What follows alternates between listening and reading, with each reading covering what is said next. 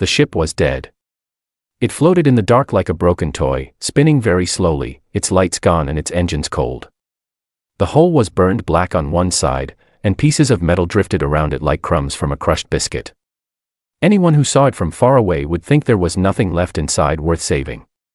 Corporal Eli Ward did not think that. He thought nothing at all, at first. He just did his job. Eli was 29 years old. He was not tall, but he was wide in the chest and strong in the arms, with short brown hair and a face that had seen too much sun on too many bad worlds. He had been in the Human Expeditionary Corps for 6 years. He had fought on 3 frontier planets, survived all 3, and recently been given the worst assignment in the unit, salvage duty. This was his punishment for hitting an officer. The officer had ordered a whole group of civilians left behind during an evacuation. Eli had disagreed with his fists. The officer had lived. Eli had been demoted and sent to pick through dead ships at the edge of known space. It was not the kind of work that made a man feel proud. But Eli did it without complaint, because that was how he did most things. The ship they were searching was a colony transport, the kind used by smaller species to move families and supplies between systems.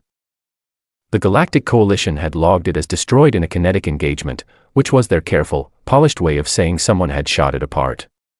No one was claiming responsibility. No one was looking very hard. Eli and his team floated through the upper decks in their suits, mag boots clicking against the warped floors. The team leader, a stocky man named Derek, was directing the catalog work 2 levels above. Eli had been sent down alone to check the lower cargo hold. The order was simple: confirm it was empty, log it, come back up. The hold was not empty. Eli moved his light across the space slowly. Most of it was rubble, collapsed panels, scattered crates, a tangle of torn wiring hanging from the ceiling like dead roots. The air recyclers had shut down long ago. Everything was still. Then the light caught something behind the far bulkhead. A shape. Small. Tucked into the corner where 2 collapsed walls made a narrow triangle of shelter. Eli stopped walking. He did not reach for his weapon. He just stood there for a moment, watching. The shape breathed. He moved closer, slow and careful, the way he had learned to move when he did not want something hurt to run. As he got nearer, the light filled in the details. It was a child. Small enough to be mistaken for a human child of 10 years, but clearly not human. The skin was pale gray-white, the kind of color that had never seen sunlight. The hair was black and tangled, matted down with dried ichor that had gone dark brown. The ears tapered to fine points above the skull. The lips were slightly parted, and at the corners, barely visible, were 2 very small, very sharp teeth. A Vampirii child. Eli had seen Vampirii before, twice, from a distance. He knew what the Coalition said about them. He knew about Resolution 7 Alpha, the one that had been passed 18 months ago, the one that called the Vampirii hostile non-citizen entities subject to containment. He knew what that really meant. Everyone knew. The Vampirii homeworld had been burning for almost a year. Ships full of their people had gone missing in Coalition-controlled space. Those who asked too many questions were told to stop asking. The child was wearing a pressure suit that was 3 sizes too large for her. The life support light on the collar was blinking red. She was running out of time. Her eyes opened. They were silver, the color of a coin held up to the moon, and they were enormous, and they were terrified. Eli crouched down immediately. He made himself small. He held his hands out where she could see them, open, no weapon. He looked at her face and not at the door behind him. He said, quietly, "Hey. I'm not going to hurt you." Her eyes did not move from his face. She did not speak. She pressed herself harder against the bulkhead, but she did not run, maybe because there was nowhere to run to, or maybe because some part of her, the part that had been alone in the cold dark long enough, had run out of the energy for it. Eli stayed down. He counted his breaths the way he had learned to count them in bad situations, slow in, slow out, no hurry. He watched her chest. Her breathing was shallow and fast, the breathing of someone who had been afraid for a very long time without rest. Slowly, over the next few minutes, it slowed down. He did not speak again right away. He just stayed where he was, low and still and present, until she had looked at him long enough to start to understand that he was not moving toward her. Not reaching. Not calling for anyone. Then his comm crackled. Derek's voice came down from above. Ward. Status on the lower hold. Eli looked at the child. She flinched at the sound of the voice, pressing back against the wall, the silver eyes going wide again. Eli pressed the comm button on his wrist. Hold is empty, he said. Nothing down here. Logging it clear. A pause. Copy that. Come back up when you're done. On my way, Eli said. He clicked off the comm and looked at the girl again. She was staring at him. Her head was tilted slightly to one side, like she was trying to understand something that did not fit the shape of any word she had. Eli reached slowly into the side pouch of his suit and took out an emergency oxygen patch, the small kind, the kind that could buy a suit another few hours. He held it out toward her. He did not move his feet. Just his arm, extended, the patch resting flat on his palm. For a long moment she did not move. Then, very slowly, she reached out and took it. Her fingers were cold even through his glove. She pressed the patch to her collar and the blinking light steadied, going from red to yellow. Not safe yet. But better. Eli stood up. He looked at her one more time. Then he turned and bent down, presenting his back to her, and waited. It was the oldest signal he knew, the one that said I am not a threat. Here is the most vulnerable part of me. You choose. After a moment, he felt two small hands grip his shoulders. He carried her out of the hold tucked against his back, hidden by his suit and the angle of his body, moving through the wreckage and back up through the ship with steady, even steps, as though he were carrying nothing at all. When they reached the airlock, he stepped through alone in the logs. He had already decided. He did not know what it would cost him. He knew it would cost him something. He carried her anyway, through the airlock and into the shuttle and under a spare emergency blanket in the back locker, and he sat down in the pilot's seat and began to fill out the salvage report. Lower cargo hold, empty. Nothing of value recovered. He hit submit, and did not look back, and flew them both away from the dead ship and into the dark. She did not speak for 11 days. Eli had found them a room on Station Delara 9, a waypoint hub at the edge of Coalition-monitored space. It was the kind of place where people asked few questions because most of the people there had their own answers to hide. The station was old, always a little cold, and smelled of recycled air and engine grease. The room was small, a bed, a cot, a narrow kitchen counter, one window that looked out onto a maintenance corridor. It was not much. It was enough. The landlord was a woman named Lou. She was heavy-set and direct, with gray hair cut short and eyes that had seen a great many things without being surprised by them. When Eli introduced the child as his ward, sick, half-breed, recovering from transit, Lou had looked at the pale skin and silver eyes for a long, careful moment. Then she had taken his credits, handed him a key, and brought them an extra blanket without being asked. Eli did not know how to thank her for that. He simply nodded, and she nodded back, and that was enough between two people who understood how much silence can mean. The girl, Nira, though he did not know her name yet, was not violent. She was not dangerous in any of the ways the Coalition's warnings described. She was quiet and watchful and very, very tired. She slept the first 2 days almost completely, curled on the cot with the blanket pulled up to her ears, and Eli sat in the chair by the window and read old mission logs and pretended he was not listening to every sound she made. She ate on the third day. He put a bowl of protein ration near the cot and moved away. She ate it all when she thought he was not looking. He refilled it and moved away again. By the 5th day, she was sitting up. By the 6th, she followed him to the kitchen area and stood at the edge of it, watching him work. Eli cooked the way soldiers cook, simple, fast, without caring much about flavor.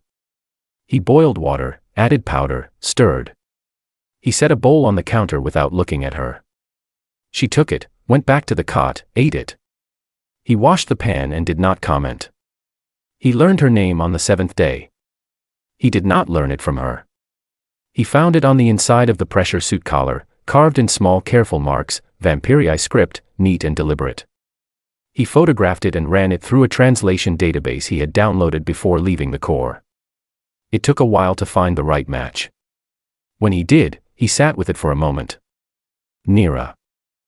It meant something close to the one who returns from the dark. He did not say it out loud. Not yet. He folded the information away and kept it with him. On the 9th day, he was cleaning his equipment at the table when he noticed she had moved her cot closer to the wall that faced the door. It was a small thing, but it told him something. She was thinking about exits. About what came next. She was not just surviving hour to hour anymore. She was starting to think forward. That meant something. On the 10th day, she watched him from across the room for almost 2 hours without moving. He let her watch. He did not perform anything for her. He just did what he would have done anyway, checked the scanner, ate, read, cleaned. When he went to sleep, he left the small desk light on because he had noticed she rested easier when there was a little light. On the 11th day, she spoke. It was evening. Eli was sitting by the window with a cup of cold coffee. The station outside hummed and clicked the way stations do when everything is working but nothing is well. He was not looking at her. She said, in a voice that was rough from not being used, with an accent that pulled the vowels long and cut the ends of words short, "You did not tell them." Eli did not react with surprise. He had been waiting, in a patient way, for whenever this happened. He said, "No." Why? He thought about it the way he thought about most things that mattered, without rushing it. Then he said, "Because you were not hurting anyone. And they would have hurt you." She was quiet for a moment. "Then, you broke a rule." "I broke a lot of rules," Eli said. "It's something I do." She looked at him. The silver eyes were steady now, not wide with fear like when he had first found her. They were measuring. Thinking. "My mother told me that humans were the most dangerous beings in known space," she said. "She was right," Eli said. "She said it was not because of your weapons," Nira paused, forming the words carefully. "She said it was because of your choices. That no other species chooses the way humans choose. That a human can decide, on their own, with no one watching, to become something different from what they were taught." Eli looked at his coffee cup. "Your mother sounds like she was a wise person." She was. The words came out flat and precise, the way words come out when a person has already broken them down into small pieces to make them bearable. "She died when they burned the station. 11 weeks ago." Eli set down the cup. He did not say he was sorry, because sorry was a small word for a large wound, and he had never liked offering small words for large wounds. He did not say it would be all right, because he did not know if it would be. He did not say anything. He just stayed where he was. Present. Not filling the room with noise. Not rushing away from what she had said the way people sometimes did when grief made them uncomfortable. He sat in the chair by the window and let the silence be what it was, not empty, but full of something that did not need to be spoken. Nira sat on her cot and looked at the wall for a long time. At some point, without either of them deciding it, the room became a place where she was allowed to be sad. Not fixed. Not managed. Just sad, in company, which is the smallest and most important kindness one person can offer another. Later, Eli made food again. She ate all of it. She went to sleep before he did, and for the first time in 11 days, she did not wake up once in the middle of the night. He sat in the chair and watched the door until morning, the way he had done every night since he carried her off that ship. It was not something he decided to do. It was just something he did. Outside, the station turned slowly in the dark, and inside that small cold room, something that had not yet been named began, quietly, to take root. The man's name was Cray. He arrived on Delara 9 on a Tuesday, which Eli only noticed because Tuesdays were when Lou brought freshwater canisters to each room, and he had been standing at the door when the men stepped off the transit pod at the far end of the corridor. Something about the way Cray walked made Eli close his door quietly and go straight to the scanner. Cray was lean, with tidy dark hair and a face that had practiced being pleasant for so long that it had become the default. He wore a gray coat with no markings, but the coat was too clean for this station, and his boots were too new, and he moved through the corridor like a man who already knew the layout. Those were all small things.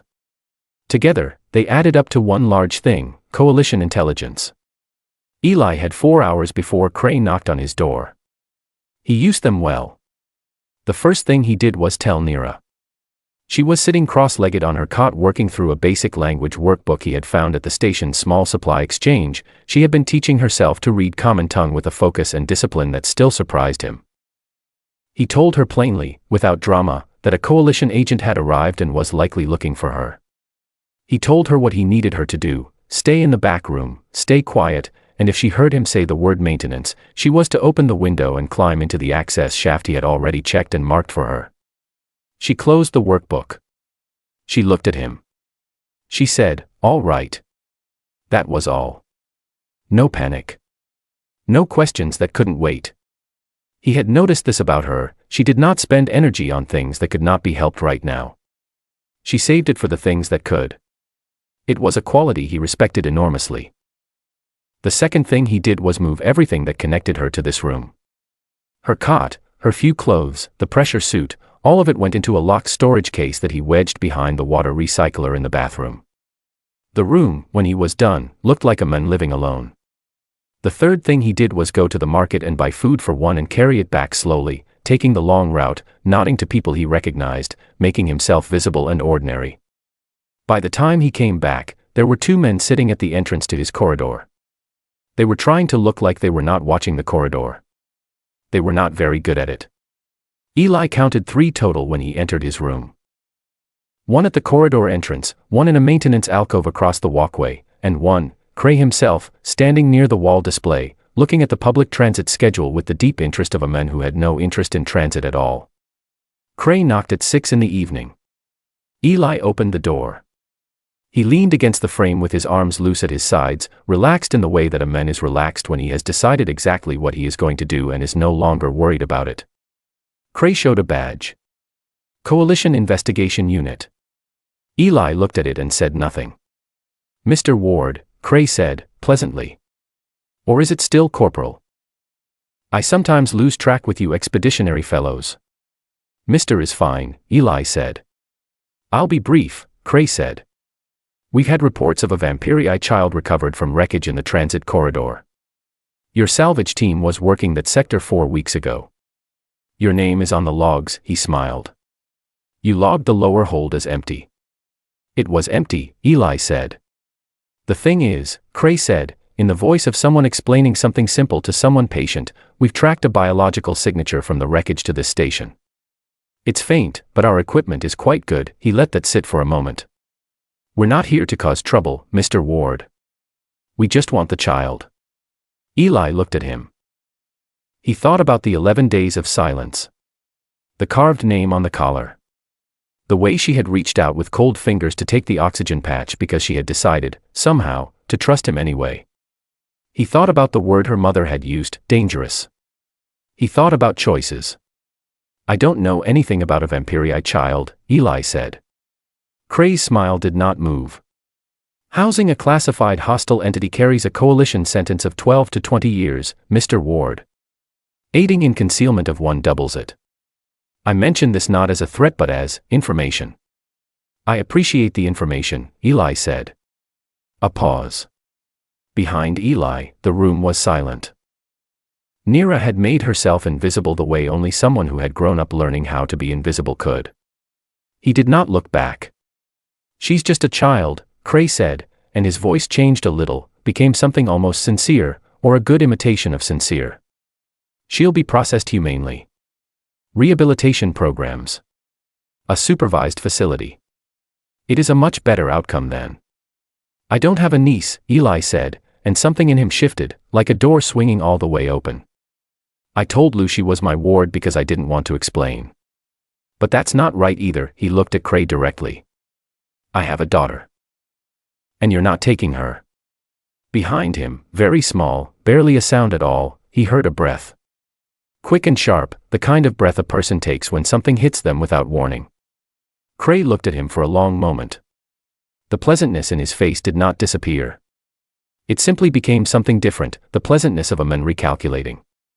"You understand," Cray said quietly, "that this does not end well for you." "Most things don't," Eli said. He closed the door. He turned the lock. He stood with his back to the door for a moment, listening to the corridor. He heard Cray's footsteps move away slowly, unhurried, the steps of a man who is not done but is willing to wait. Then Eli turned around. Nira was standing in the inner doorway. She was very still. Her silver eyes were open wide, but not with fear this time. With something he did not immediately have a word for. He looked at her. "You all right?" She did not answer right away. Then she said, in a voice that was very careful and very quiet, "You said daughter." "Yes," Eli said. "You did not have to say that." "I know," he said. "I said it because it's true. We need to move tonight. Can you be ready in an hour?" She looked at him for another long moment. Then she went to the bathroom and began pulling her things out from behind the water recycler. An hour later, they left through the maintenance shaft. They did not look back. The ship was called the Volanta May, and it smelled like engine oil and burnt coffee and something sweet that no one on board could ever trace to its source. It was a cargo hauler, long and ungraceful, built for moving things rather than looking nice doing it. The captain was a woman named Petra Cole.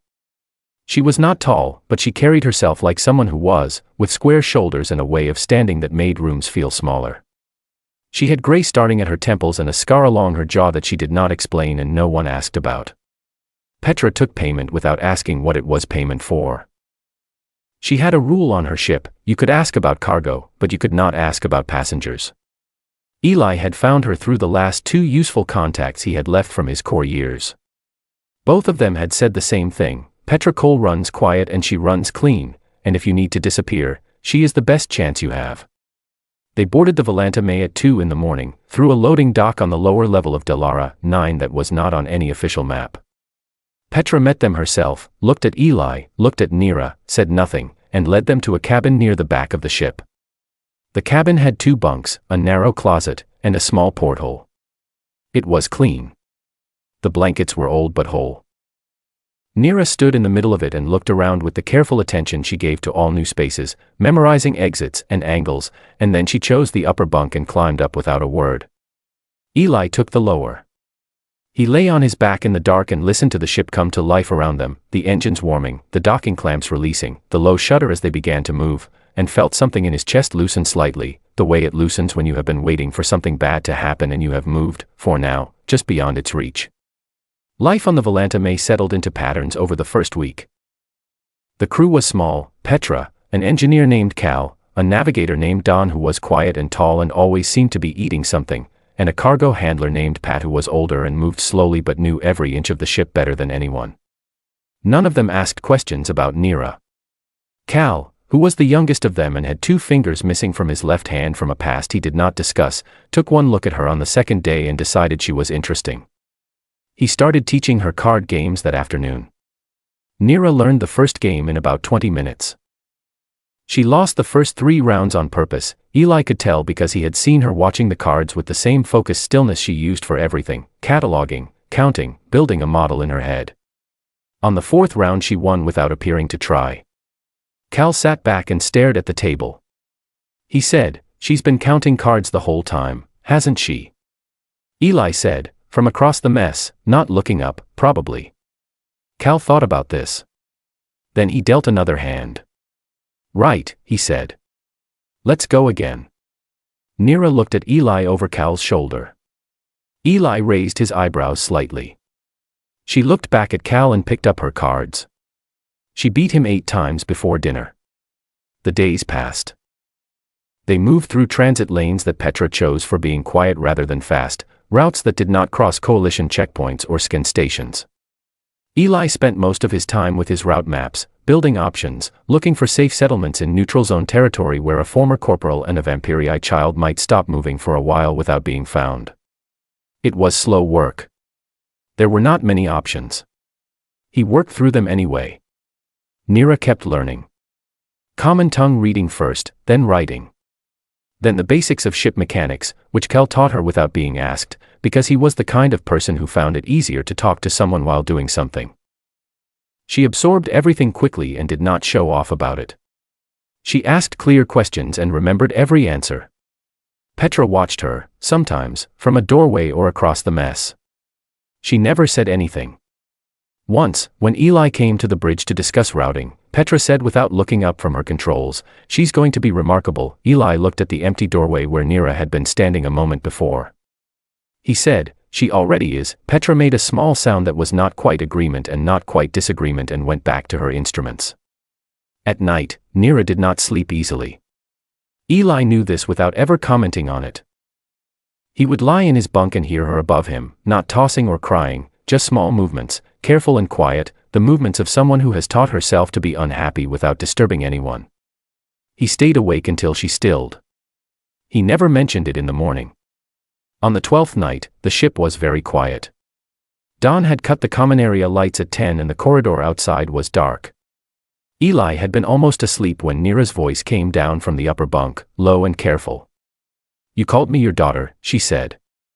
Back on the station. When the agent came, Eli opened his eyes. "Yes. You said it like you meant it." "I did mean it." A pause. "You did not know me very long." "No," Eli said.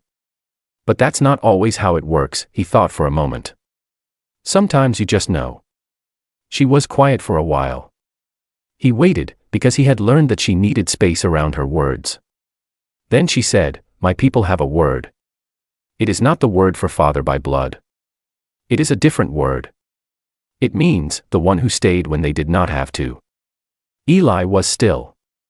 "I have been trying," she said, carefully, "to decide if it is the right word for you." "And," he said. A very long pause. Outside the porthole, stars moved slowly past. "I think," she said, "that it is." Eli looked at the underside of her bunk for a while. He did not say anything, because there was nothing that needed to be said. He just let it be true, the way true things should be allowed to simply be, without being dressed up or explained. Above him, Nira was quiet. And this time, she stayed quiet for the rest of the night. The hearing was not held in any room that would appear on a coalition map. It took place on a transport sitting dark on the far side of a neutral zone moon, with its transponder off and its running lights cut. Outside, the moon was gray and silent. Inside, 7 people sat around a folding table under cold white light, and an 8th person stood at the front of the room and told the truth. Nira was 12 years old, by the human age reckoning she and Eli had agreed to use for her documents. She stood straight, with her hands loose at her sides, and she spoke in common tongue without notes. The 7 people watching her were representatives of the surviving Vampiri diaspora, people who had gotten out before the burning, who had spent the last 2 years scattered across neutral space, staying low, trying to survive. Some of them had not seen a Vampiri child in over a year. Some of them looked at her the way people look at things they had stopped expecting to see. The woman who had organized the hearing was named Grace Holt. She had been a coalition legal officer for 11 years before she resigned and spent 8 months building what she called the recognition case, a formal legal challenge to Resolution 7 Alpha, the classification that had made the Vampiri into targets. Grace was precise and tireless and had very little patience for anything that was not useful. When Eli had first contacted her through a careful chain of anonymous messages, she had responded in less than an hour. He had liked her immediately. Eli sat in the back row. He had been asked if he wanted to speak. He had said no, this was Nira's hearing, not his. He was there because she had asked him to be there, and because being where she needed him to be was, by this point, simply what he did. Nira spoke for 40 minutes. She described the transit corridor wreck, what she had seen and heard in the hours before Eli found her. She described the station where her mother had died, the guards at the exits, the fires that had started in the residential levels first. She gave dates, times, names where she had them.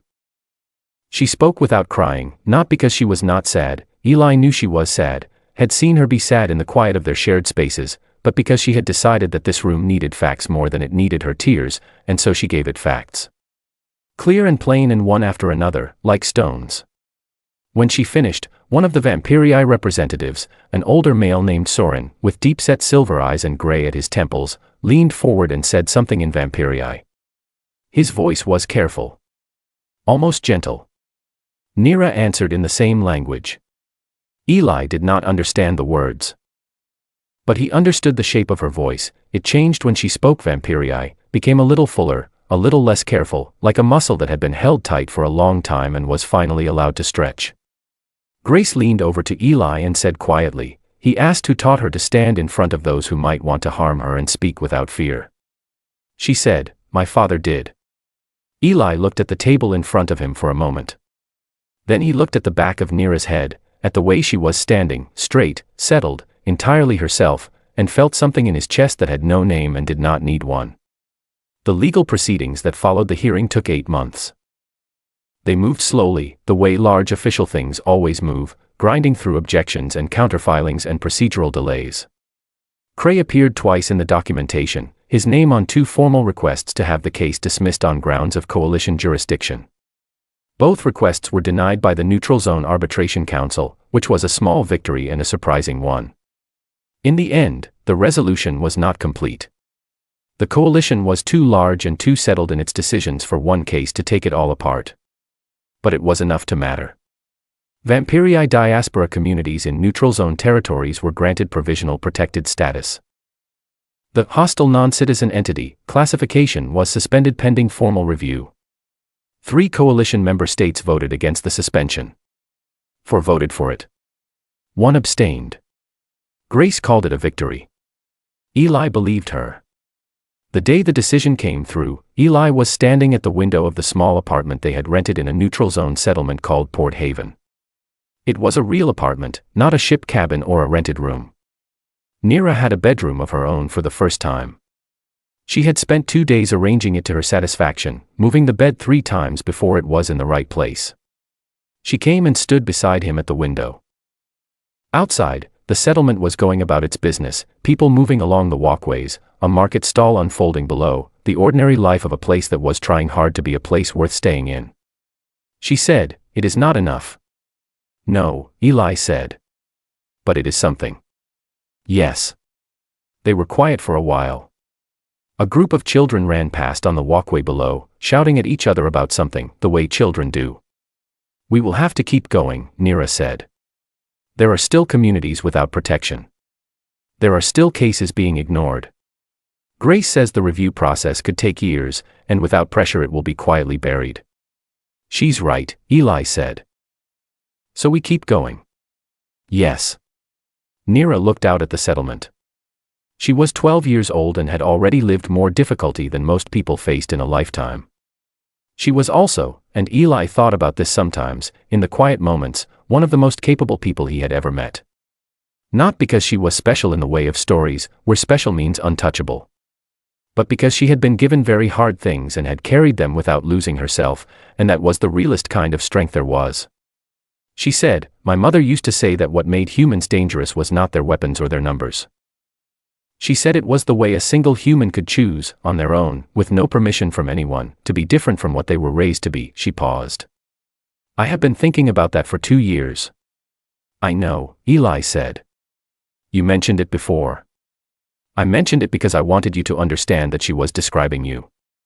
Without ever having met you. She was describing exactly you." She looked at him. "And I think there are more like you.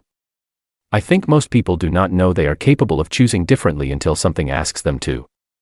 And I think," she stopped, formed the thought more carefully.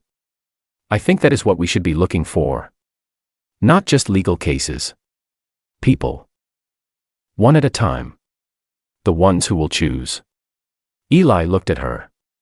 She looked back at him, steady and serious and 12 years old and more certain than anyone had a right to be. He said, "That's going to take a long time." "Yes," she said. "And it's going to be hard." "Yes," she said again. Outside, the children on the walkway had stopped running and were standing in a loose circle, laughing at something. The market stall below had opened, and a small crowd was gathering. The settlement was alive and turning and full of people who were, in their own ways, trying. Eli Ward, former corporal, demoted for doing the right thing, wanted in 4 coalition systems for continuing to do it, looked out at all of it and felt, for the first time in a very long time, that he knew exactly where he was supposed to be. "All right," he said. "Then that's what we do." Neera nodded once, the way she always nodded when something was decided, clean and final. Then she went to find Grace's contact details, because there was work to do, and she was not the kind of person who waited to start it. Eli stood at the window a little longer. The sun of the neutral zone settlement was low and warm on the glass. Somewhere in the city, a bell rang the hour. He counted the rings, 6 of them, and then he went to put the kettle on, because Neera worked better when there was something warm to drink, and he had learned her habits the way he had learned everything about her, slowly, quietly, by paying attention. Outside, the world went on. And inside, in a small apartment in a place that was trying to be worth staying in, a man and his daughter got ready to change it.